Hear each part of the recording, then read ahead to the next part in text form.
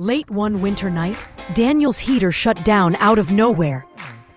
He tried restarting it, but the air stayed icy. Worried about his family, he searched for help nearby and found Rocky HVAC LLC. Their 24/7 emergency heater repair in Laurel gave him instant hope. A friendly technician arrived soon after, ready with the right tools and a reassuring smile. Within minutes, warm air filled the rooms again. Daniel couldn't believe how smooth and stress-free it all felt. Reliable, fast, and professional. That's what stood out the most.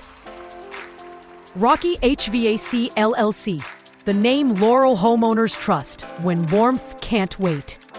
Call 410-446-2401 or go to rockyhvac.com for more details.